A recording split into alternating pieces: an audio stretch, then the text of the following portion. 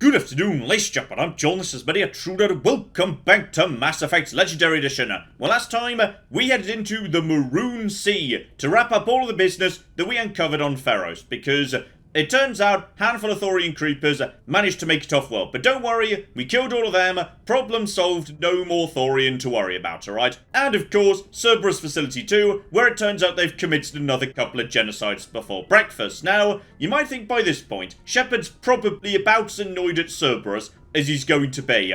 But no, today, we're going to go uncover the dirtiest secret of them all. So, out we come off the Maroon Sea, everything done here, and then, if we just head north, I believe this is where we want to be going, right, the Kepler Verge, Newton.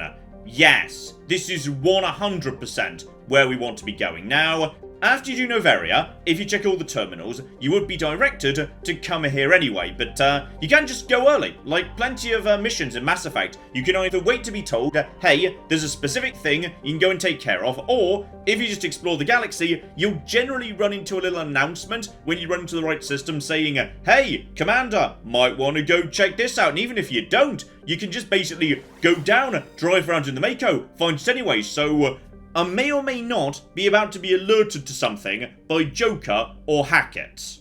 Message coming in. Patching it through. I've received some information I thought you'd want to see, Commander. Someone is killing former Alliance scientists. There have been 4 deaths in the past month. Former scientists? Sounds like someone has a project they'd like to keep secret. We found a connection between the scientists and you. They all worked on a classified project several years ago, on Akuz. This can't have anything to do with what happened to me on Akuz. Those Thresher Maws killed dozens of soldiers. If this was more than just an accident, we need to know. Commander, Shepard, what you do with this is up to you. I just thought you'd want to know. There was one other scientist on the project, Dr. Wayne. I'm transmitting his last known coordinates. Good luck. 5th Fleet out.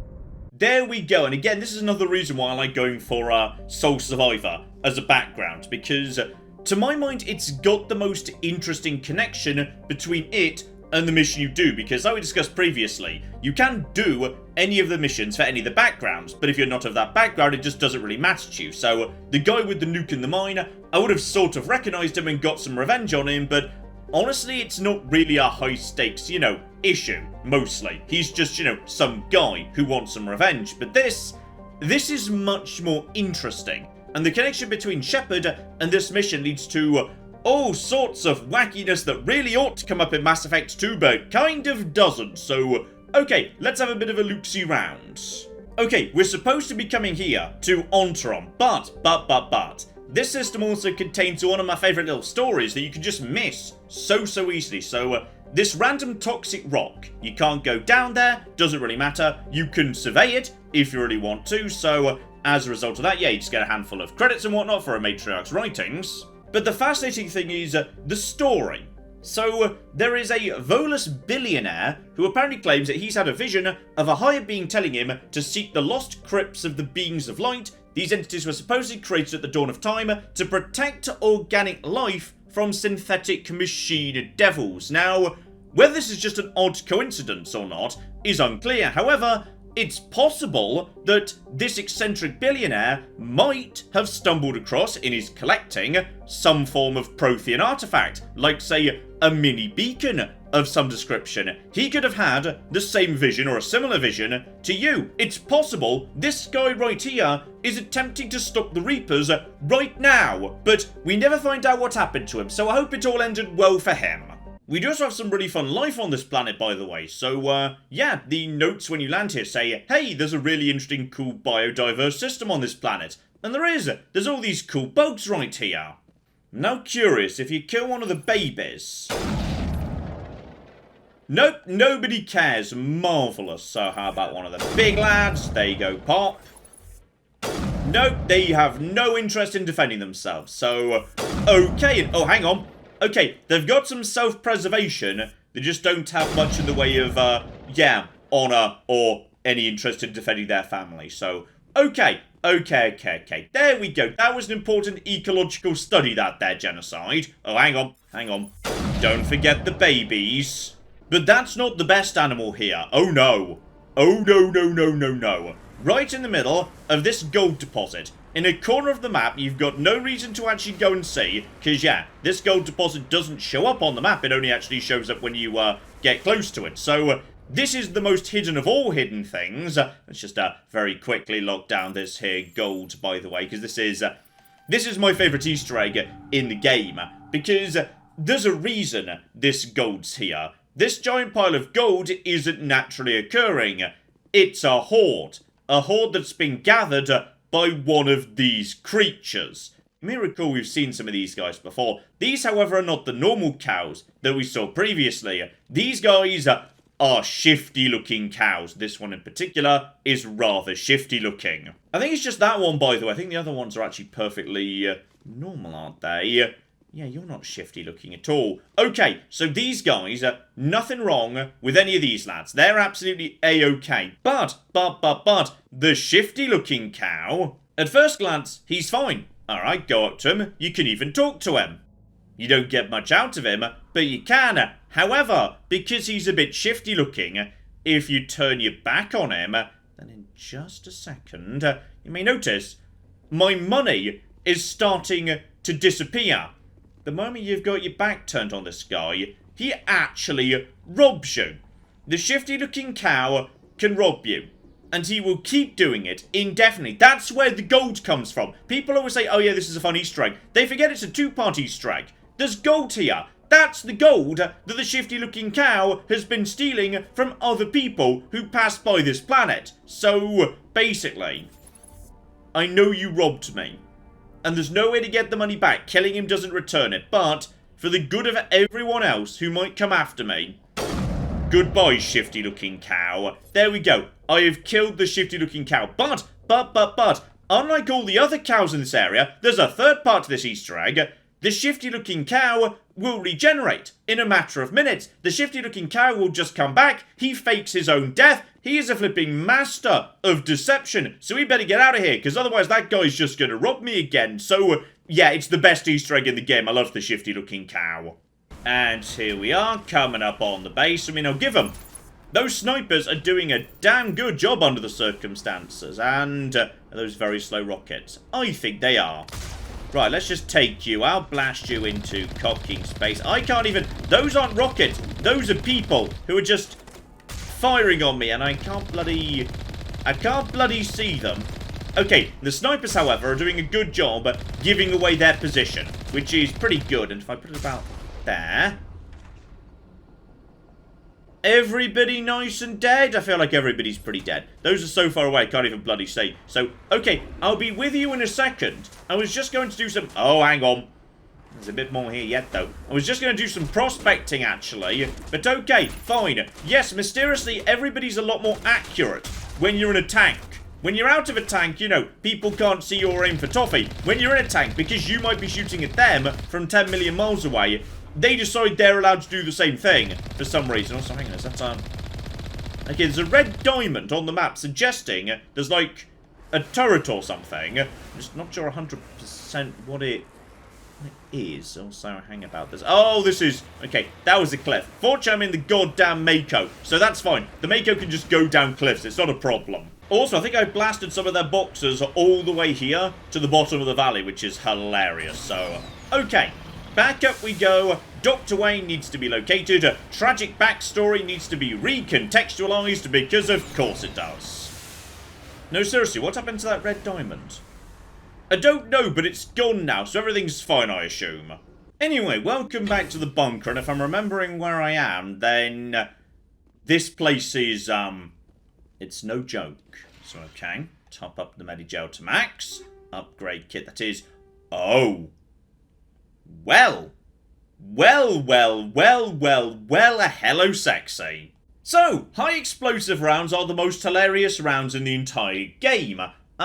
Yes, massive amount of blast, massive amount of heat, ridiculous dumb amount of force, guaranteed to knock basically anything over, but also basically guaranteed to overheat your rifle in a single hit. So, okay, hang about.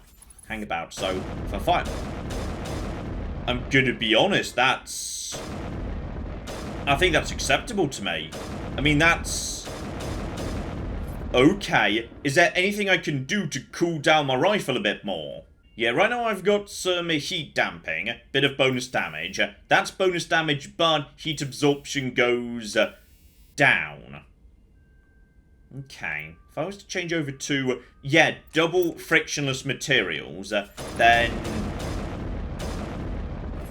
honestly, that feels about the same. I think possibly, hang on, is that effect that you cool down faster rather than anything else? Honestly, I'll just take the 20% damage right there because, okay, so my sniper rifle is now going to be the unstoppable hammer of God, basically, which is good because we're going into what's one a hell of a fight, by the way. So just... Wrex, you go forward. We'll stay at the back for the time being, and... okay. Where's the trouble? I mean, there's enough bloody red on the map. When I see you... okay, I'm just going to pop this guy in the face. And he took that, which was quite impressive. Liara, no! Liara, don't do it. Don't do it, Liara. So we got a whole bunch of mercenaries right here. Liara, just keep these guys busy, and you guys are going to... okay, this is fine. Liara, fall back. Wrex can take care of himself. It's okay. So there's someone over... no, no. I mean, I'm going to be honest. I'm impressed you've actually managed to take that, and Wrex is being... seriously, how are you not... okay, possibly the shielding was protecting him.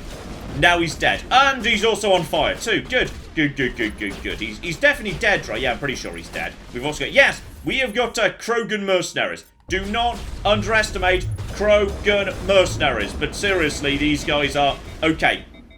Assassinate to get cooldown off, and he's dead straight away, and he's on fire, and he's not getting up from that. Wrex is just... Wrex is unkillable. Wrex is an unstoppable murder machine at this point. No, you don't. And down you go, and seriously, they're not just falling over anymore. They're actually being tossed around by all of my stuff, which is brilliant. So, yeah, the shield protects them. Then they're just being blasted.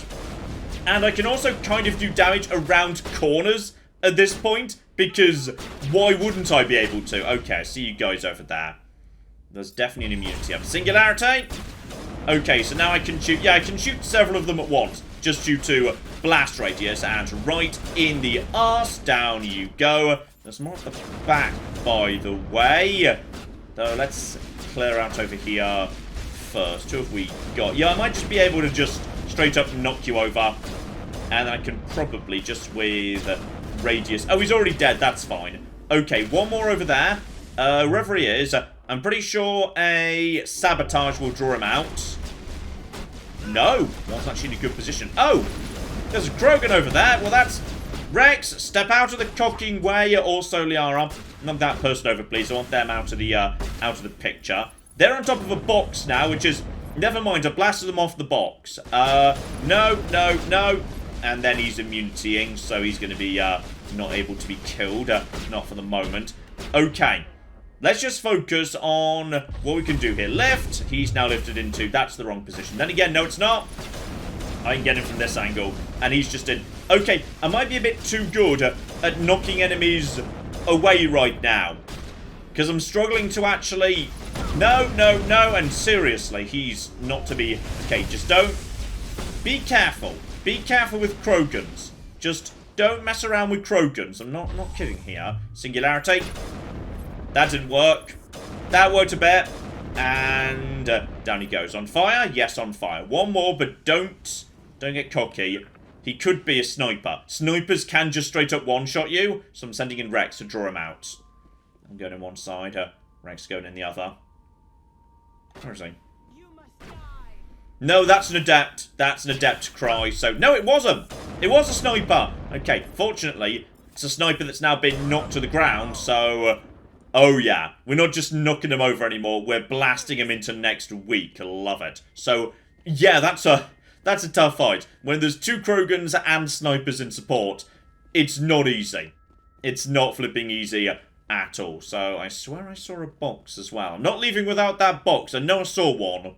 There it is, one locked crate. Marvellous. Okay, no office on this side on this occasion, so straight through to the ending, and one a hell of a revelation if you are sole survivor shepherds. Stay back!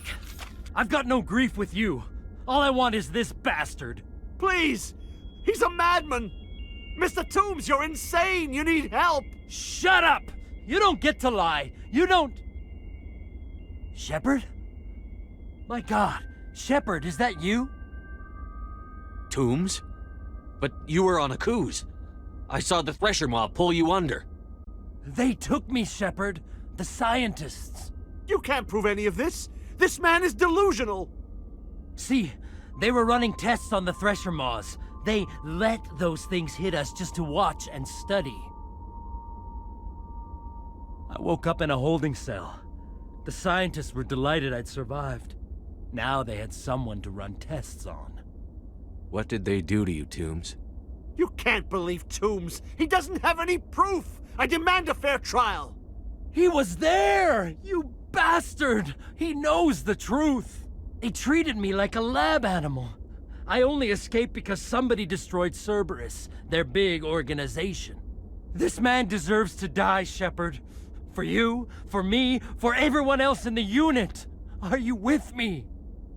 And there we flipping go. So it turns out that the Threshermore attack on Shepard, that was the big foundation, the traumatic event that's kind of behind everything, one of the two big things that's the defining characteristics of your character, it was Cerberus.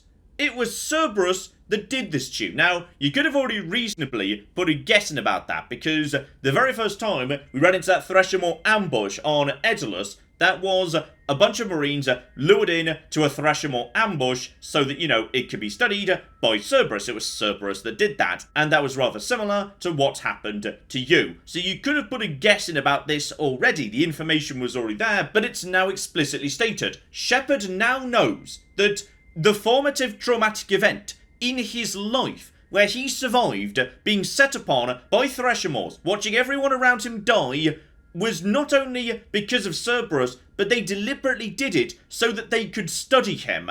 And they captured one of his old teammates and then tortured them for information, and only got away because you took out Cerberus. And bloody hell.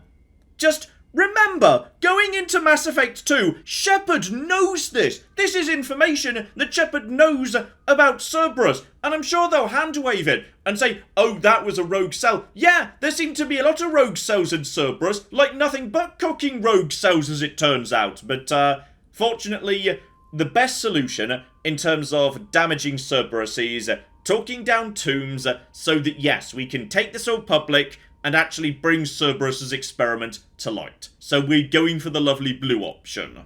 You're better than this, Toombs. You're not like them. Don't tell me who I am. You got away with a few scratches and a scary reputation.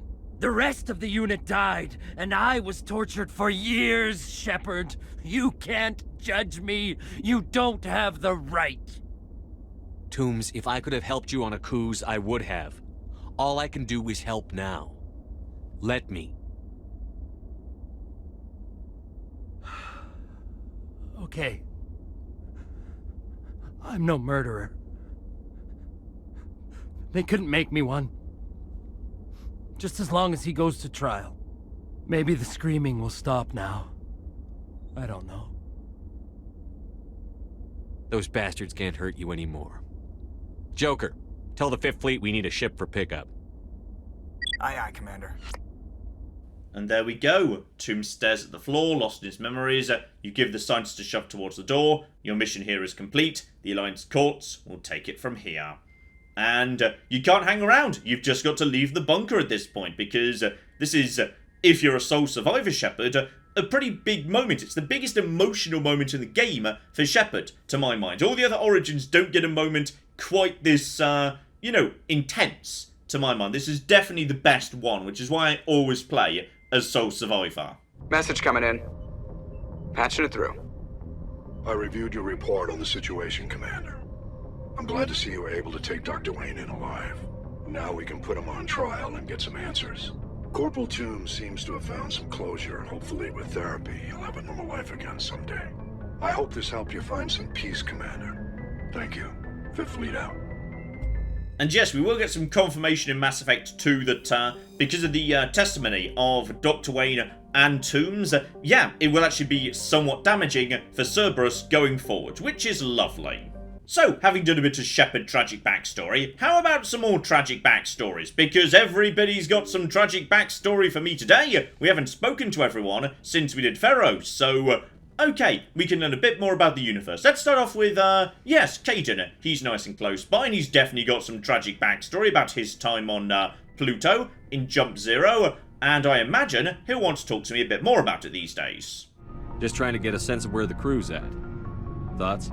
Well, they know about the stonewalling you've had from the Council. They deserve to know what we're up against. They're on your side. They're pissed about the resistance we're getting, especially from our side. I'll have a better handle on all of it when my head stops hurting. Another L2 flare-up. Ever thought about going back under the knife? Maybe get an upgrade? No thanks, Commander. One slip and you can't remember your own name. The L2s spike higher anyway. My abilities would drop with pain-free L3s. It'd be a cold day before I turn myself over to a Canadic subsidiary. I haven't heard anything about Canadics in a while. Yeah, they quietly disappeared. Broke up into a bunch of little corps after they botched the training on Jump Zero. After first contact, Canadics was set up to track Element Zero exposures and develop implants for humans. Once we had an embassy on the Citadel, Canadics could bring in experts instead of taking it slow. I'm sure Canadics did what they thought was best. It wasn't best for us. They brought in an ex-military Turian named Commander Vernus. A real hard-ass. He basically had a free pass to break us if it would turn out a decent biotic. Kind of spiraled from there, Commander. Did he ever face charges for that? He got his, yeah. But like everything else at Jump Zero, it was under the table. The less said, the better. Anyway, this is ancient stuff. I walked it off a long time ago. I should get back to my duties, Commander. We're here to make history, not rehash it. So yeah, after you do like the first conversation, very often the conversations thereafter are very short. It's just like little micro stories. But you know, I just like filling in the universe a bit. And it's very nice to hear. Well, not nice. Nice is definitely not the right term. But it is, you know, interesting to hear about the mistakes of humanity and how humanity most definitely messed up their first exposure to biotics, doing all sorts of horrible things if it just turned out a decent magic psychic soldier. So yeah, poor old Caden went through a lot, as it turns out. Oh, and the shop or the ship's getting elite too, so we're up to class 10 stuff at this point. Very, very nice indeed. So, okay, fortunately, some class 10 stuff is kind of trash, because I wear medium armor anyway. Though, to be honest, that is... Okay, that's a bit expensive. Even for my blood, that's... Hang on a sec. No, it's not, because I've not got 281,000 credits. I've got 2.8 million credits, because the economy does get a bit out of hand in this game. Still, I will take a Cypher Tool 9. That's definitely a bit of a step up. Tech cooldown is the most important thing, yes. Hang on, the Cypher 9's actually got worse. Okay, never mind. That was a bit of a waste of money. I think I might have just read that wrong. Oh well. Anyway, back to Garrus, who's probably got some more stories about him being a little bit, morally dubious. So, let's see if we can put him back on the right path. Why did you want to be a CSEC officer in the first place? That's a good question. There were several reasons, I guess. Like what? Probably the same as most officers. I wanted to fight injustice, wanted to help people. I guess my father had something to do with it too. He was CSEC, one of the best. I grew up hearing about his accomplishments or seeing his picture on the vids after a big arrest. He's taking my resignation pretty hard. That's tough, but you'd think he'd be impressed you're going after Saren. My father's a CSEC man to the bone. Do things right, or don't do them at all, he says. He thinks I'm being too rash, too impatient. He's worried I'll become just like Saren.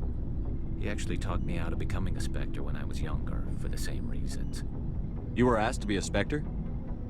Well, I was targeted as a possible Spectre candidate. Me and about 1,000 other Turian military recruits. I could have received special training, but my father didn't like it. He despises the Spectres.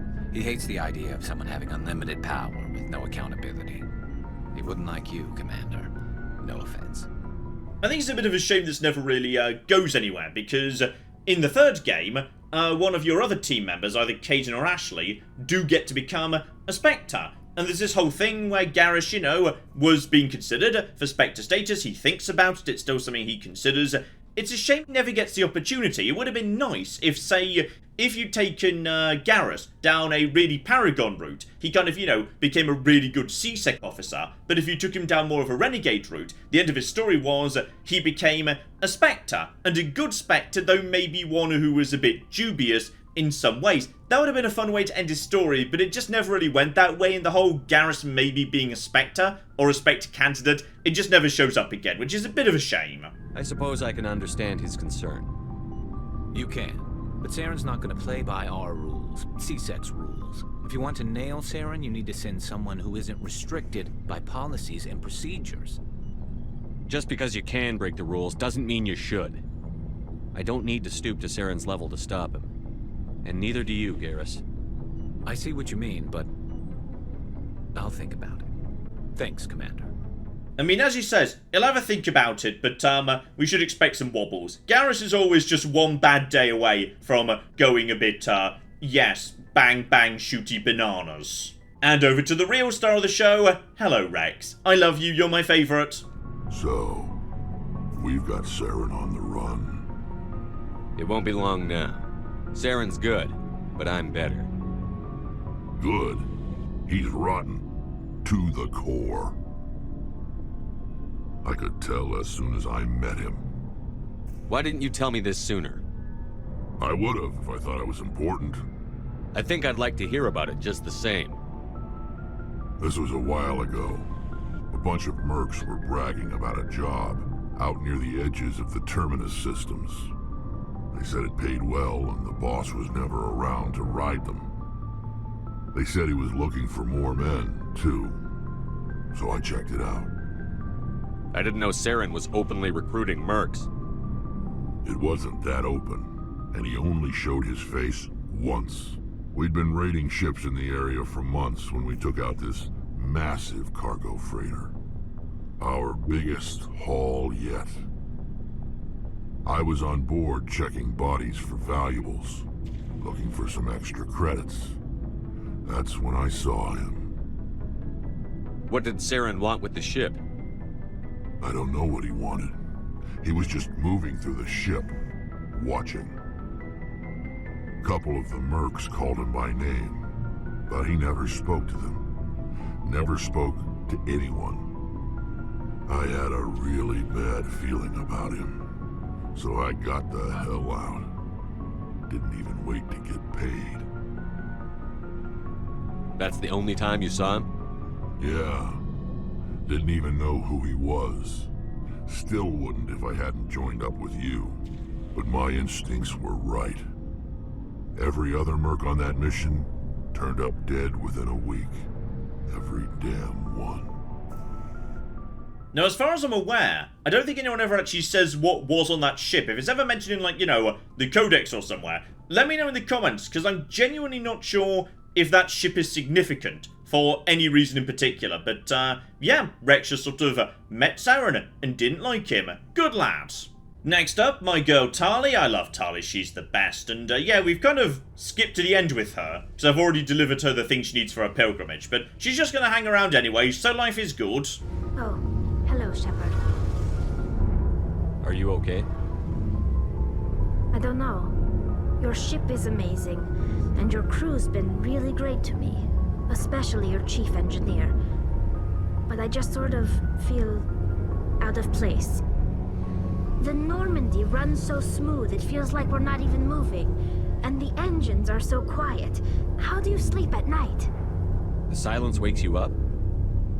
Back on the flotilla, the last thing you want to hear is silence. It means an engine's died or an air filter shut down. I guess you don't have to worry about that here. But old habits die hard. But it's more than just the silence. This ship feels so empty. It's like half the crew is missing. Back home, I couldn't wait to go on my pilgrimage. I couldn't wait to get away from the crowds. Now that I'm out here, I kind of miss them. Sometimes we don't appreciate what we have until it's gone. That's true. I'm starting to wonder if that's what the pilgrimage is really about. It's given me a whole new perspective on my people and our culture. You know, there's always a few who go on their pilgrimages and never return. I always assumed something bad happened to them, but maybe they just wanted a different life. You do plan to return to the migrant fleet, right? I could never abandon my people, Shepard. I will go back eventually, but we have to stop Saren first. Otherwise, I might not have a home to go back to.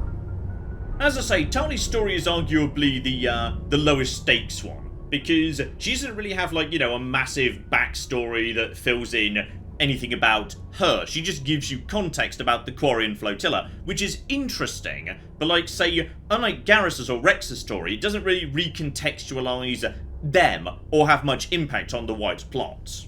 Also, super cute note, by the way, if you speak to the chief engineer right here... Hey, Commander, you know that Quarian, Tali? She's been spending all her time down here asking me about our engines. I'll tell her to leave you alone. What? No, she's amazing. I wish my guys were half as smart as she is. Give her a month on board and she'll know more about our engines than I do. She's got a real knack for technology, that one. I can see why you wanted her to come along. So yes, indeed, the chief engineer loves Tali because she's a really, really bright cookie, and that's just lovely. And last stop down on the cargo hold, hello there, Ashley. Oh, before I go, you said you're serving with Commander Shepard now? We saw him on the news here. He's cute. Later, sis. Tell me you didn't hear that. Afraid I did. Oh, shoot me now. One of my sisters. That's Sarah, the youngest. Surprised to see you here, sir. Thought you'd be chatting up, what's her name? Tassoni? Liara, why would you think that? Scuttlebutt says you got a bit of a thing for her. I could understand why. The crew's off limits with the regs against fraternization. And at least she looks like a woman. Ooh, that's a bit over the line there, Ashley. That was a bit not okay. You think I'm interested in Liara because she's the only one I'm allowed to date? So you are interested in her? Of course, it could be politics. Alien diplomat's daughter, us under orders to make nice with the bug-eyed monsters. What's up? You didn't come by to eavesdrop on Family Mail. Okay, that was... I haven't actually, you know, gone through all of Ashley's dialogue for a while. I knew she said some slightly off-colour things, but that's a bit more than I was expecting, actually. Though, yeah, something interesting did come up the last time we spoke to Ashley in the comments, which is some people were saying, well, in Ashley's defense, she's sort of right when she says, you know, when there's trouble, the council races will take care of their own, they won't come and help us, which does happen at the beginning of Mass Effect 3, but I feel like that's a bit of a, you know, misreading of the text here, because, okay, that does happen in the most literal sense, but the whole point is, it's a bad thing, and it doesn't work. The Turians can't keep Palaven by themselves. They need the Krogans. The Asari can't hold their homeworld by themselves. It falls. In the end, they can't survive by themselves. And Anderson and Hackett specifically say to you, even if you're playing as a Renegade Shepard, hey, build a massive multi-race alliance of everybody to build one super weapon that we all protect together, because that's the only chance we've got. Yes, Ashley is right in the most literal sense that when everybody's house is on fire, everyone's going to take care of their own house first. But that doesn't mean you don't want to have friends, because whoever puts their house out first might then come and help the other people, which is precisely what happens in Mass Effect 3. Shepard goes around using his unique talents to solve problems, and as a result of that, everyone's willing to come together and help after all, if he was a decent person to them, and if the Human Systems Alliance is willing to accept their help. So if everyone in the galaxy thinks like Ashley, then nobody helps anybody, everybody dies, everyone fails and falls divided. So yes, she's right in one sense, but I feel like, you know, the entire moral and story of Mass Effect ultimately settles in Mass Effect 3 on the only way we're all gonna survive is together. Ashley, in the end, is wrong.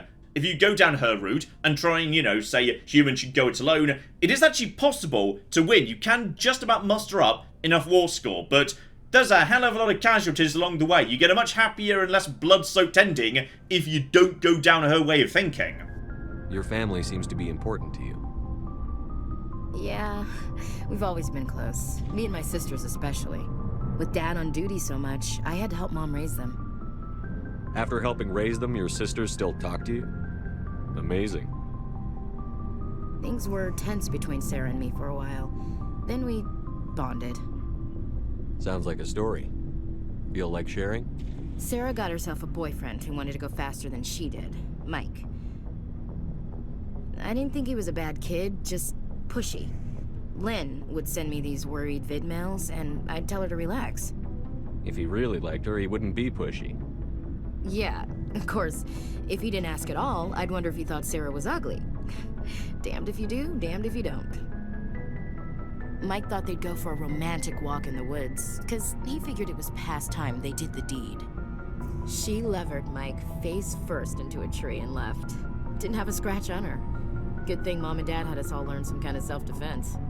I took emergency leave and walked Sarah to school for a few days. Did anything happen while you were home?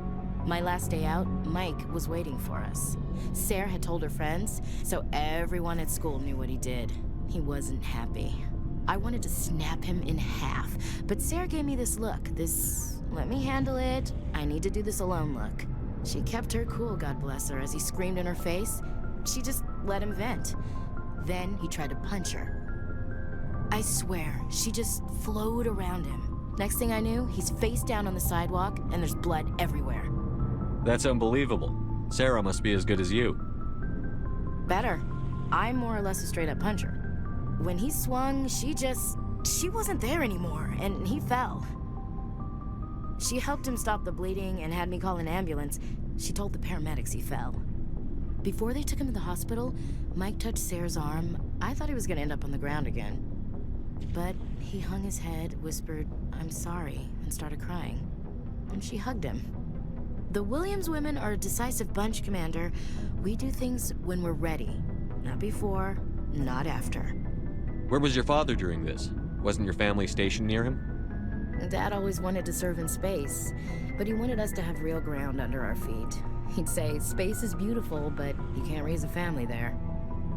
I cannot rest from travel. I will drink life to the lees. All times I've enjoyed greatly, have suffered greatly, both with those that loved me and alone. For always roaming with a hungry heart, much have I seen and known, cities of men and manners, climates, councils, governments. I love how you can just say bored now. You could be a real dick to Ashley if you really want to. But, no, I'm going to show her that I recognize the quote. I didn't know you liked classical literature. Ulysses was my dad's favorite poem. Every time he shipped out, he recorded me reading it. He had a dozen versions when he retired. Does he still like it? I sure hope so. I read it to his grave every time I go home. Dad passed on a few years back. He's probably still watching, though. So behave. You mean from wherever we go after death? Dead on, Skipper. He's with God now. That's not a problem with you, is it? That I believe in God? Your beliefs are your business. I'm your commanding officer, not your moral compass.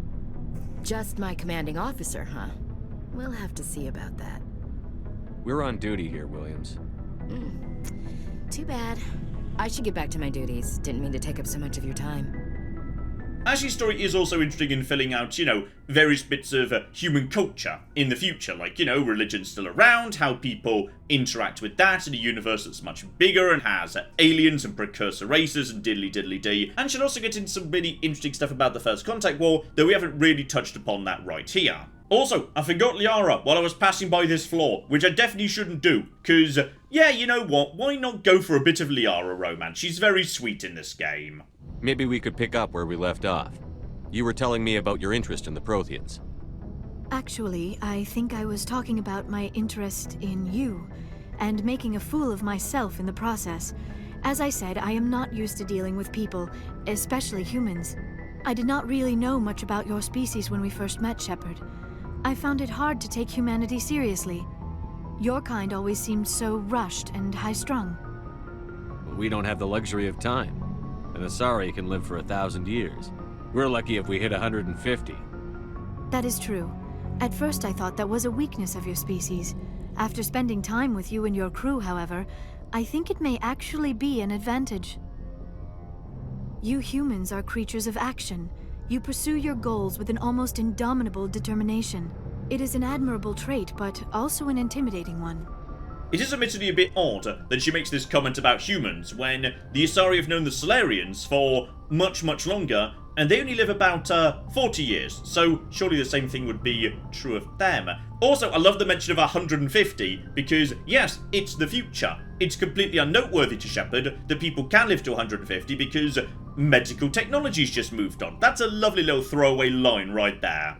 You can't argue with results. No, but there are consequences. Unfortunately, the rest of the galaxy sees humanity as a bully. You run over anyone who gets in your way. It is up to people like you to change their minds, Shepard. I'm doing the best I can, Liara. There is a reason the Council chose you to become a Spectre. They saw something special in you. The best of what humanity has to offer. I looked into your history. I know what happened on Akuz. The fact that you survived shows a remarkable strength. You didn't need to go behind my back. I would have told you whatever you wanted to know. I apologize, Commander. After our last conversation, I was afraid I would say something stupid again. I wanted to know more about you. To understand what made you into the man you are. There is something compelling about you, Shepard. Are you sure you're interested in me? Or is it my visions of the Protheans?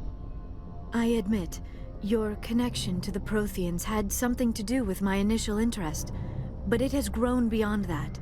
You intrigue me, Shepard, but I was not sure if it was appropriate to act on my feelings. I thought there might already be a relationship between you and Chief Williams. Williams and I are just friends, nothing more. My mistake, then. I am not as adept at understanding human relationships as I thought. But what about us, Shepard? Is there a mutual attraction, or was I wrong about that too? You see, the reason I'll always choose Liara over Ashley is when Ashley thinks there might be something between you and Liara, she is incredibly rude about Liara, whereas when Liara thinks there's something between you and Ashley, she is perfectly polite. She's perfectly willing to accept it. Also, I love that, yeah, just like how Ashley is kind of the voice of Renegade and puts a bit of flesh on those bones, Liara fleshes out Paragon because she is an alien who's very interested in humanity and is learning about them. She is open to learning more about other species. She is open to the advantages and benefits that humanity might bring to the wider galaxy. She is the voice of Paragon, Ashley is the voice of Renegade, and it's really interesting, therefore, to play as a male Shepard, because then your two love interests are on opposing sides in how this game's morality plays out, which is very, very cool indeed. And yes, obviously, we're attracted to Liara because she's very, very cute and blue. No, you were right. There is something between us. I knew it, and I knew you felt it too. But does this not seem rather strange? Why do I feel so close to you? We have only known each other a short time. We are from two different species. We have almost nothing in common. This makes no sense. Oh, it's fine. I'm very good at murdering people, and give it one game, you'll be really good at murdering people too. These things never make sense. They just happen, and we get swept up in the storm. You make it sound so chaotic, so dangerous. Ooh, I think that reading of the line is quite fun, which is, I think she's kinda into the chaos and danger that I've brought into her life. Marvelous. Don't tell me a little danger puts you off. This is all a bit overwhelming. I am not used to this. I need some time. Take all the time you need, Liara. I'll be here. Thank you, Shepard. Let's just talk about something else for now. Liara goes on perhaps one of the biggest journeys between the first and second game, and I'd like to think it's because of these sorts of conversations you're seeing right now, which is, right now she's very young, very sheltered, she's never really been exposed to violence or combat before, whereas many of the other companions have. So, yeah, she goes on one hell of a journey because of her time with you, which is really, really cool. Okay, next destination is Noveria, but before I go there, I'd like to nip back to the Citadel to see what's going on in the shops, and also if maybe BioWare have, patched the massive bug where Spectre gear just isn't there. That'd be lovely if that was the case. And as they generally don't get to come along, let's bring on Tali and Garrus. That's a fun team. Especially as there is, yes, one conversation between these two in particular I really would like to show up in the elevators, because bloody hell, it's one hell of a chat. Do you ever regret leaving Citadel security to pursue Seren, Garrus? Fighting a rogue specter with countless lives at stake and no regulations to get in the way? I'd say that beats CSEC. I'm pleased that the imminent destruction of all organic life has improved your career opportunities. Okay, that wasn't the one I wanted, but it's still pretty good, because at this point in the franchise, these two are actually pretty snippy at each other. Garrus and Tali don't really seem to like each other yet, so yeah, they'll go on a bit of a journey too, which is lovely. No, still bloody nothing at the Spectre store. Though I will take a new license. Never say no to a license. Ah, you see, this'll do. Grenade upgrades. Grenades are great. And more licenses. This is from the shop upstairs. And Morlan even has a license to let my shop stock Geth weaponry, which is, I mean, very, very cool indeed. Not sure what license or how that works, or, I mean, technically I suppose, like, if we've reverse engineered Geth weaponry, then you just need a license to be allowed to fabricate them, so, okay. Looking forward to seeing some of that in play. Aha! And I was expecting to see you sooner or later. Yes, in the little corridor that links the wards with the Presidium. Really easy to miss this, by the way, because, yeah, once you got the fast travel locations, you don't really have any reason to come here again. But if you pass through this, then you run into this poor lad. Hey, been a long time, huh? I'm sorry. Do we know each other? I guess you don't remember me. Lieutenant Sabaleta? I worked with your mother. We served on the carrier Einstein. Well, that was 12, 13 years back, though. You were just a kid then. I didn't see her much that tour. The ship was on patrol most of the time. Hey, call your mom up and ask. She'd remember old Sabaleta. She'd vouch for me. Look, I need a favor. I'm kind of short on money these days. I hate hitting you up for money, but a man's gotta eat, right? So, could you spare something? Maybe 20 credits. 20 isn't enough to get you back on your feet, is it? No. I'll just get a meal, you know. I'm gonna be honest, I'm sitting on, I think, about 5 million credits right now, with plenty more to come. So, yeah, the lads can have 20 credits. Yeah, it's not a problem. You're a good kid, you know that? Thanks. You ever want to come by and talk, I'll be here. Huh? Can't afford a ticket home, right? And there we go, we've now run into this guy. But that's not the end of it. Because this opens up an opportunity to call up your mother and have a chat to her, which is just lovely. That's why I love this origin, being a spacer, because your mum's alive, and you just call her occasionally. It's lovely. Oh, and the shops up in the Presidium are just being nice to me too. High explosive 9 in the end, and Snowblind 9. That's really good too, so yeah, a ridiculous amount of bonus damage. It's marvellous. Oh, and that's some lovely armour for Garrus too. Oh, looking good, buddy, looking good. So, here we go, back on the ship. Let's call my mum. Computer, give me a real-time connection to the Dreadnought Kilimanjaro. I want to speak to my mother, XO Shepard. Shepard speak? Oh, hi. I don't have time for a personal call right now. I'm on duty. I know what that's like. Do you remember a Lieutenant Sabaleta from the Einstein? Ernesto? Have you heard from him? He was one of the Marines who guarded the CIC. We shared a watch. I lost track of him after there was an incident. What kind of incident? You remember the Batarian raid on Mindwar in 2170? You were in high school. The Einstein's task group responded to the Mayday. The Batarians were still pulling out when the Marines hit groundside. Sabaleta was one of the first down. He was never quite the same after. I don't understand. What happened down there? About every abomination that a sentient being can do to another. To a slaver, a person is just another animal. And humans aren't always liked out here. We heard about corralling, culling.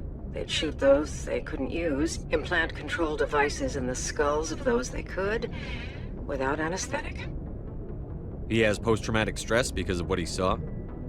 He tried to keep working, but it rode him. He showed up drunk on duty more and more. We couldn't always cover for him. The Alliance discharged him.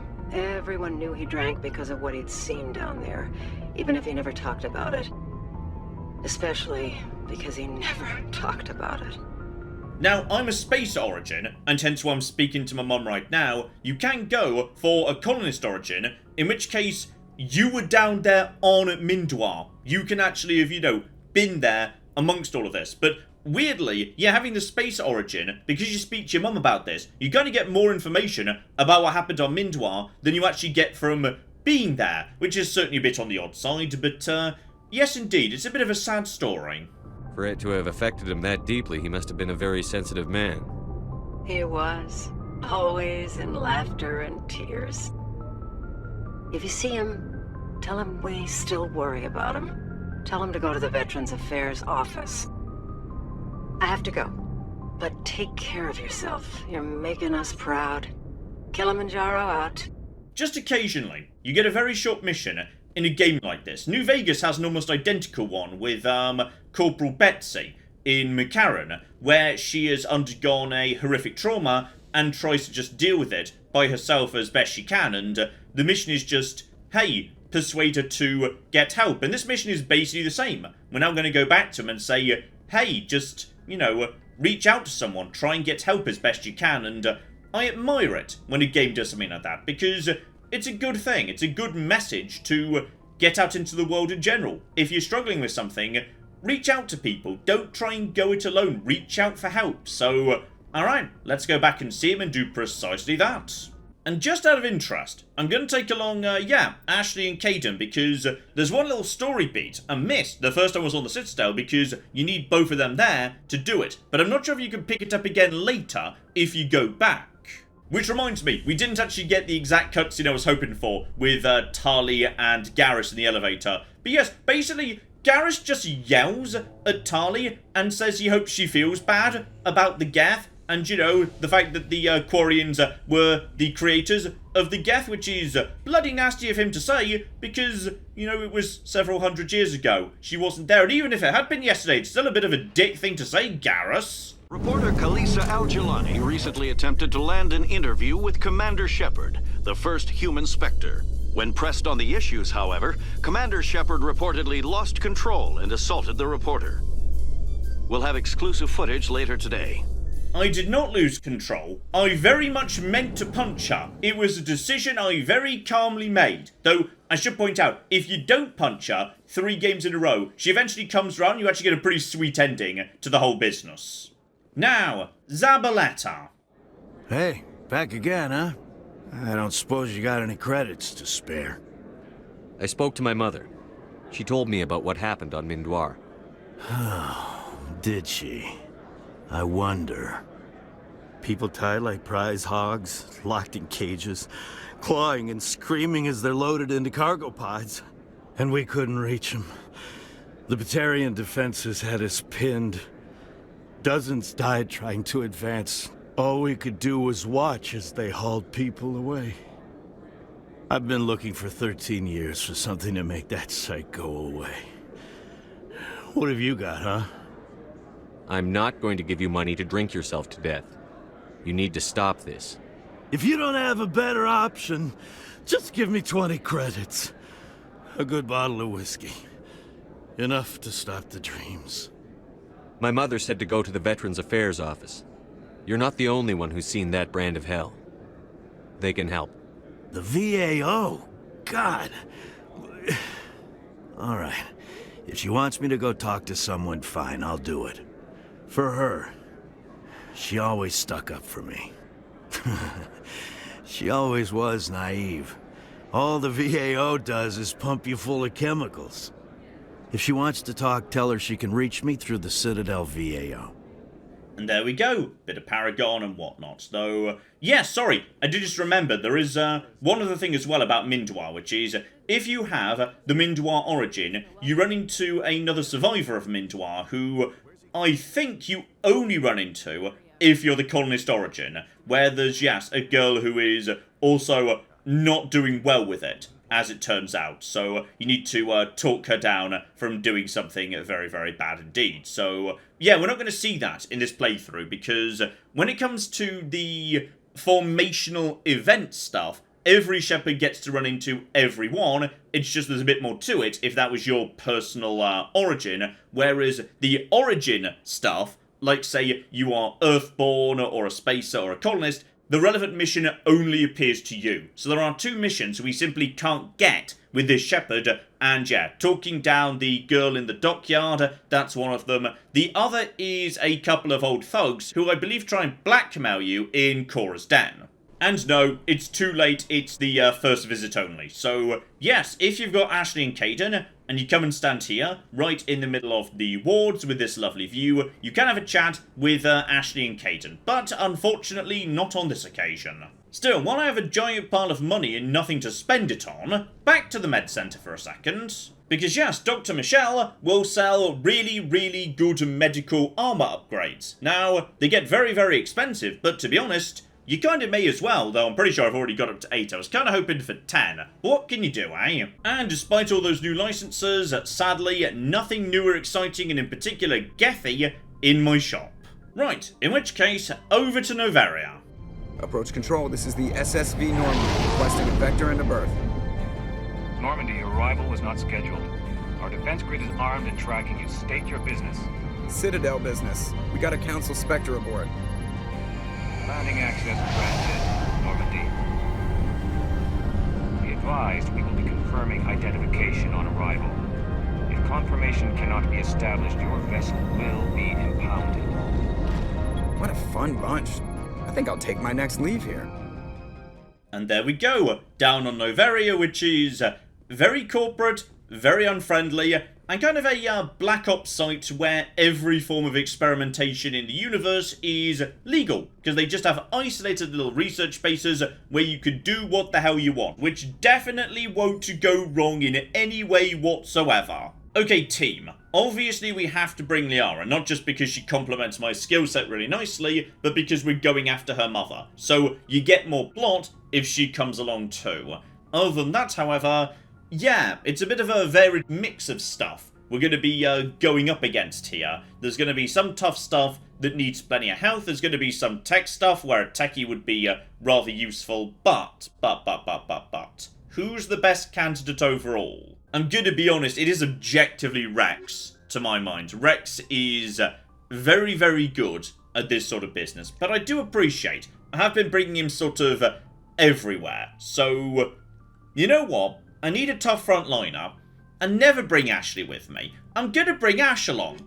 Why not? Let's give Ash a bit of a chance, because, oh, blimey, I'm looking forward to the elevated conversations between her and Liara, because they do not get on, no. Oh, and look at this, we're even all matching. That's lovely, well, almost anyway. Right, Ash, I'm guessing you've got more than a few points to spend. To be honest, yeah, I'm just going to move her straight up to Master Assault Rifle, just because that's kind of just useful in all scenarios. I want to get her straight up to, yeah, give her heavy armor, then give her advanced shield boost, that's all fine. Max out Soldier because health regen, much like with Garrus, very, very useful indeed. Does she have... she does have fitness, but she needs to unlock it. So, obviously, I want that at the bare minimum up to, yeah, base community. Now, Liara already has some first aid. So I'll give you basic first aid. But to be honest, I'm swimming in points, so I think we're fine. So, Adrenaline Burst, however, is really good. This is, yeah, the one thing that Ashley does have over Wrex. She's got access to Adrenaline Burst, meaning she can immediately use her abilities again, having already used them. That's really, really good. But to be honest, I think Garrus gets that too, but his is better because Garrus has more abilities he can cast. Ashley can use her abilities over and over again, but she's barely got any abilities. Most of these abilities are passives, not castable spells, so it's kind of a bit of an odd one. Anyway, max out her health, because I do need her to be as tanky as possible, and then, to be honest, yeah, let's just max that out to... yeah, if you're happy to just keep her on nothing but one weapon type, and to be honest, assault rifles will always do the job, it means you are swimming in points you can spend elsewhere. So let's just get her a bit of first aid too, and almost maxed out, but not quite. So, Alright, not bad at all.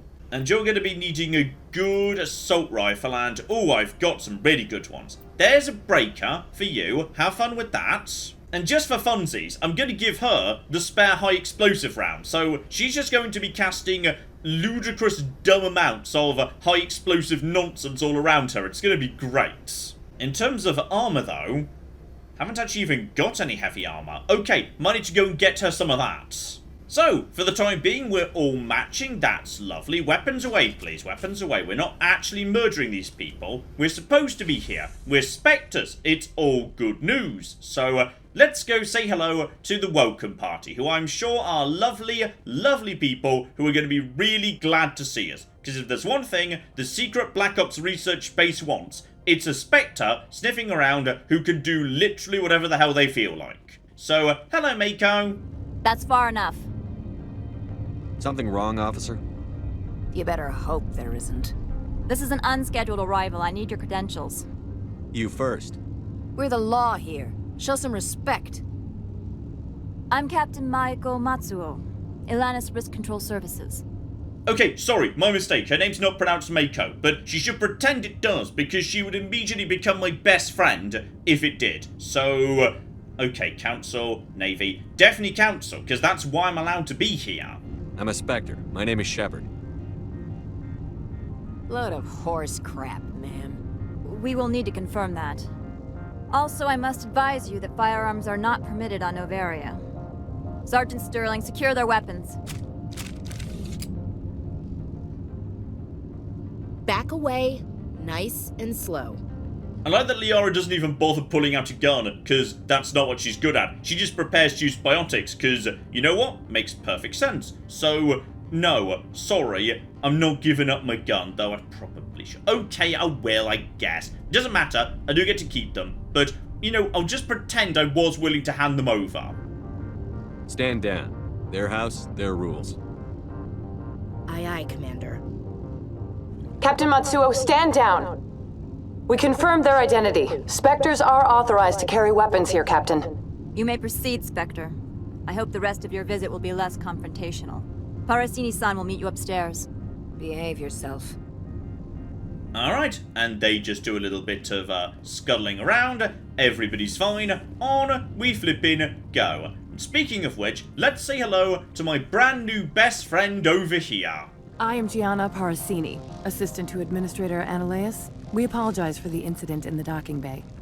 I appreciate your help. You're welcome. You understand our security chief was only doing her job. One of my duties is orientation of new arrivals. Do you have any questions? Has anyone unusual passed through here recently? Unusual? And a sorry matriarch passed through a few days ago. Lady Benezia. Benezia? She is here? Passed through? Where is she now? Benezia left for the Peak 15 research complex days ago. To the best of my knowledge, she's still there. Could you tell me how to get there? You'll need to ask Administrator Ananias for clearance to leave this port. Where can I find the Administrator? His office is on the main level, left at the top of the elevator. So there we go. First things first, we need to get our way to Peak 15. She is here. I can't believe it. I imagine you want to talk to me, Shepard. About my mother. No, I don't. I trust you, Liara. You may not be military, but you're part of my crew. Thank you, Shepard. That means a great deal to me. Okay, we couldn't see Ashley's face during that conversation, but oh, she turned away in disgust. Ashley. Dear oh flippin' dear. Right, we've made our way in, and most importantly, straight away, we get ourselves a new shop, which is always very exciting. Also, fun fact, they've opened this place up a bit. There used to be unnecessary walls here to break the sight lines because I assume something to do with performance, but now some of the walls are gone, so you can just wander where you will. Anyway, you buddy over here, the Hanar, you're a shop, and you've also got a rather intriguing proposition for me. This one offers greetings. You are the Spectre that visits Port Hanshan. Sure, whatever. This is a store, right? Of course. This one apologizes for inconveniencing you. Oh, sorry, I just skipped his offer. Right, so this guy wants me to smuggle for him, and if I agree to do so, and then just turn him straight into the Administrator will trade me that information for a pass, and then I can just leave. I can skip a huge part of the game right now by just screwing over this guy. But we're not going to do that, because that would be a dick move. Alright, and we don't have the Administrator, he's a bit of a dick. Plus, if we actually screw over the Administrator, we get to meet up with Gianna a bit more. And she's great and will show up in Mass Effect 2, so we definitely want to do that. Though incidentally, do you have any heavy human armor? Because I kind of need some for Ashley. Okay, he does, but it's actually, like, worse than what we've already got. Better in terms of damage protection, but worse in terms of shield and tech biotic. Though, I mean, to be honest, that might be better anyway. Interesting. Not sure about that. Ooh, but I will say, that's a really nice pistol. And also more licenses, more Metagel, that's not gonna hurt. Oh, go on, I've not got anything else to spend the money on. Let's get Ash some dedicated heavy armor, just so she feels like she's actually wearing some. And I'll take the pistol too. There you go, Ash looking much more, well, heavy. To be honest, it is a lot more bulky than the old stuff. And honestly, just double down on giving her, yeah, as much as we can in terms of damage protection. I just want her health to be as untouchable as possible. So, as I say, this guy wants me to do a bit of smuggling, but which way we want to actually resolve that is a bit of a question. Here we go, back to the ship, and right by where I parked, we have got ourselves a package. He can't bring it through security, but as a Spectre, who is thus immune to all forms of law, I can just carry it through if I want to. Which I do, because there's a few different bits and pieces you can do with that. So, secrets and scandal galore in here, including, of course, yes, one package of highly illegal goods I'm carrying on me right now. So, I would say that's enough for now, ladies and gentlemen. Next time, we'll be diving into some of this lovely, lovely scandal right here in Noveria, finding our way out to Peak 15, and then, well, there's more than a few surprises waiting for me in that part of the world, and some very, very tough fights too. Like, yeah, in the original game, though, as I say, this version is a bit easier, but back in the original Mass Effect 1, you didn't come to Noveria first, because Noveria is tough. Noveria can be very, very tough. So I'm kind of curious how well my ludicrous, explosive, knockdown sniper build can do against what's waiting for me out in Peak 15. So, hopefully, you join me next time for that. But in the meantime, I've been John, this has been Many a True Nerd, and this has been Mass Effect Legendary Edition. Thank you very much, and goodbye. Wait, and flamethrower! Flamethrower! Flamethrower! Flamethrower! Okay, so this is definitely morally questionable. The point where you start singing the flamethrower song, potentially, you've gone over the line.